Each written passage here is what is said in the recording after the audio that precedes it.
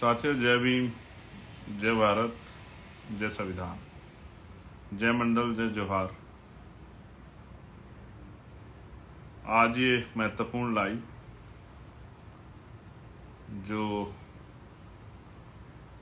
जिसके जरिए आपसे बात हो जाएगी और कितना आसान बना दिया सोशल मीडिया ने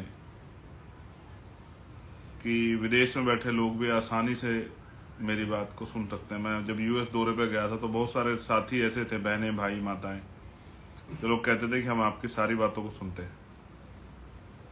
कभी उसके लिए बहुत पैसे लगते थे, लेकिन अब ये इतना आसान हो गया। तो मैं ज़्यादा देर नहीं करता, मैं सभी महापुरुषों को याद करता हूँ, जिन महापुरुषों ने हमें जानवरों के जीवन से इंसानों का जीवन दिया है। और जो आज का महत्वपूर्ण लाइव है वो विशेषकर 21 जुलाई 2015 जब भीम आर्मी की स्थापना हुई थी, और अब हम उसका जो है अधिवेशन, राष्ट्रीय अधिवेशन, स्थापना दिवस पर हमेशा हम लोग दिल्ली में मनाते आए हैं। कभी पहले जब ये संगठन बहुत छोटा था, ज़्यादा फैला हुआ नहीं था, तो हम लोग इसको सहारनपुर में मनाते थे। और इस बार हम लोग, इससे पहले हम लोग दिल्ली मनाते आए हैं,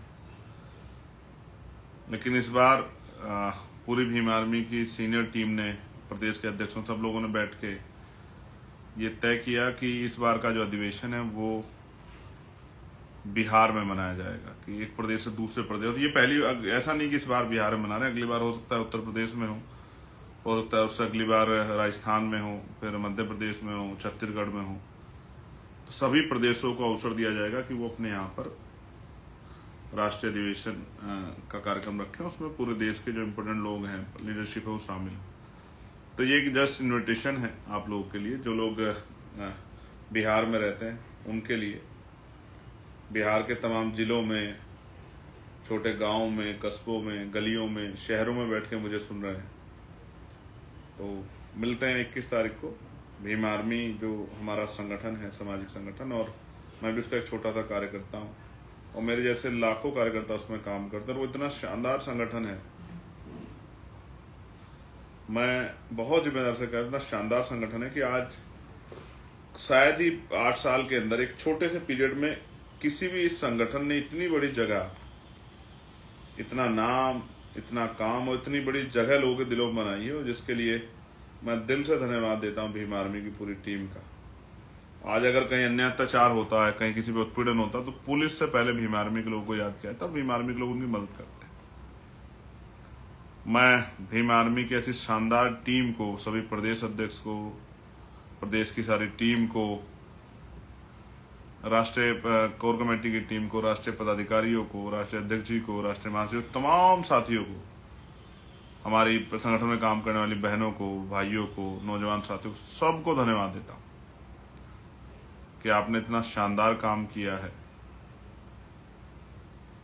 2014 से लेकर अब तक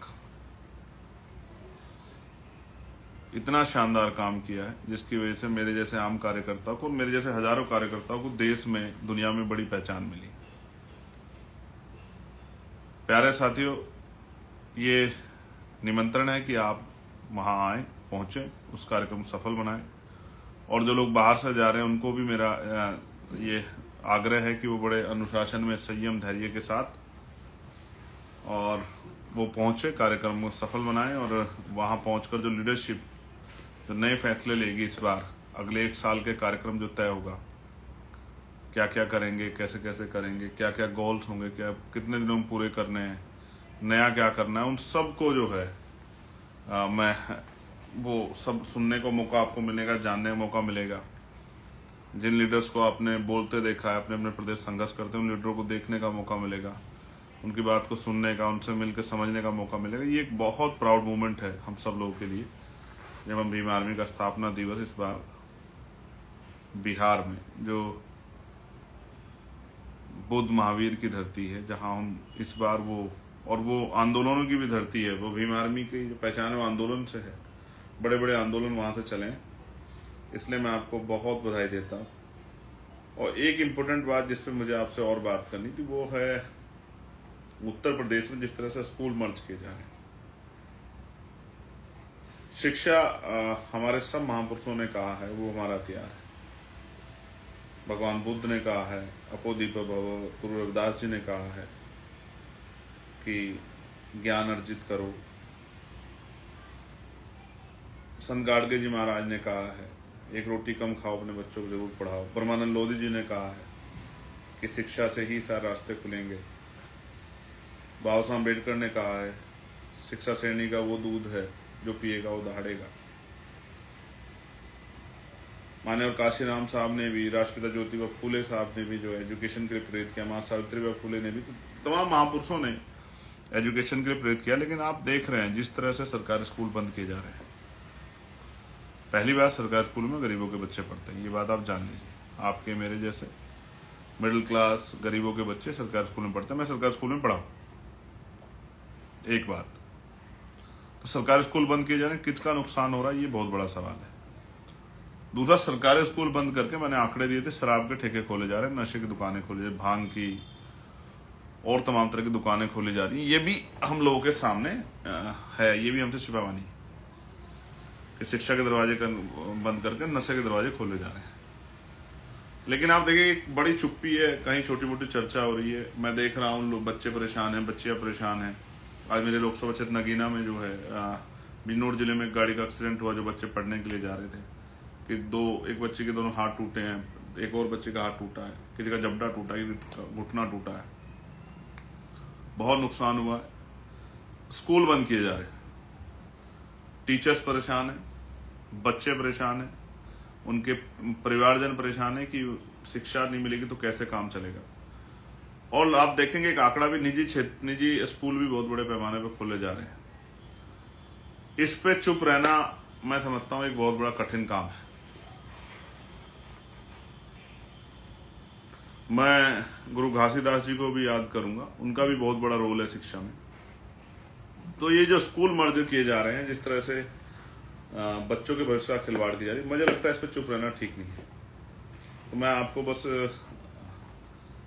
जानकारी के तौर पे बता रहा हूं कि अब इस पे हम लोग एक बड़ा आंदोलन लखनऊ में करेंगे, क्योंकि उत्तर प्रदेश का मामला है और जल्द एक बड़ा आंदोलन हम लोग प्लान कर रहे हैं, वो लखनऊ में हम लोग करेंगे। कुछ ऐसे विषय हैं जिन पे उत्तर प्रदेश सरकार से हिसाब किताब होना है, चाहे प्रयागराज का मामला हो, चाहे 2 अप्रैल के झूठे मुकदमे हमारे लोगों पे लगे थे, कई जगह पे मुकदमे वापस हुए हैं, लेकिन उत्तर प्रदेश सरकार ने कोई मुकदमा वापस नहीं किया। इसलिए मैं समझता हूं कि एक बड़े प्रोटेस्ट की जरूरत है। विषय तो कई है, जैसे बिजली का निजीकरण किया जा रहा है, लेकिन इम्पोर्टेंट है एजुकेशन खत्म हो जाएगी तो सब खत्म हो जाएगा। तो अपने बच्चों के स्कूल बचाने, छोटे छोटे बच्चे हैं, गरीब लोग कहाँ से भेजेंगे अपने बच्चों को प्राइवेट स्कूल में? उनकी सुरक्षा की जिम्मेदारी कौन लेगा? किसी का दूर जाते हुए सड़क एक्सीडेंट हो जाता है, किसी के साथ कोई हादसा हो तो कौन लेगा जिम्मेदारी? सरकार आंख बंद करके काम कर रही है सिर्फ पूंजीपतियों को फायदा देने के लिए। इसलिए हमने निर्णय लिया है कि इसके खिलाफ एक बड़े प्रोटेस्ट को हम लोग करेंगे और वो लखनऊ में होगा। इसलिए आपकी जानकारी में बात रखनी जरूरी है कि आप कमर कस लें उत्तर प्रदेश के साथियों, कि हम इस लड़ाई को मजबूती से लड़ें और उन स्कूलों को जो बंद किए जा रहे हैं उनको रोकवाने का काम करें। हालांकि हमारे कदम के बाद कई और पार्टियां भी इस तरह कदम उठाने का प्रयास करेंगी, वो अच्छी बात है, उनको करना चाहिए। लेकिन हम अपना जो कर्तव्य है राजनीतिक दल का और समाज सेवा का और गरीबों के हितैषी होने का, उस कर्तव्य का निर्वहन करेंगे। हाउस में, पार्लियामेंट में भी मैं इस मामले को बहुत जोर शोर से उठाऊंगा, ये इस बात का भी मैं आपको विश्वास दिलाता हूं। लेकिन अभी मैं आपसे कह रहा हूं कि उत्तर प्रदेश के साथी कमर कसने बड़ी संख्या में हमें इस आंदोलन को सफल बनाना लखनऊ में। इसकी जल्दी तारीख मीटिंग के जरिए, जिले के जरिए आप लोगों को मिल जाएगी। बहुत जल्द हम उसमें प्रदेश की मीटिंग करेंगे और उसको फिर जो है उसकी सारी जानकारी आप तक साझा करेंगे। और आप लोगों से आग्रह है एक बड़ी संख्या में जुटकर सरकार को एहसास कराना है कि हम सरकार के इस अन्याय के खिलाफ झुकेंगे नहीं, उस लड़ाई को लड़ेंगे और सरकार को बताएंगे कि सरकार जो कर रही है वो गलत है। मैं आपसे भी जानना चाहता हूँ, आप क्या सोचते हैं? स्कूल जो मर्ज कर के नाम पे बंद किए जा रहे हैं, क्या आप इससे सहमत हैं? क्या आप चाहते हैं कि आपकी आने वाली पीढ़ियां पढ़ाई के अधिकार से वंचित रह जाएं? ये गलत है, इसलिए हम लोग इसका पुरजोर विरोध करेंगे और सरकार घर घर जाके गांव-गांव जाके इस बात को फैलाएंगे कि शिक्षा को छीनने का काम करें।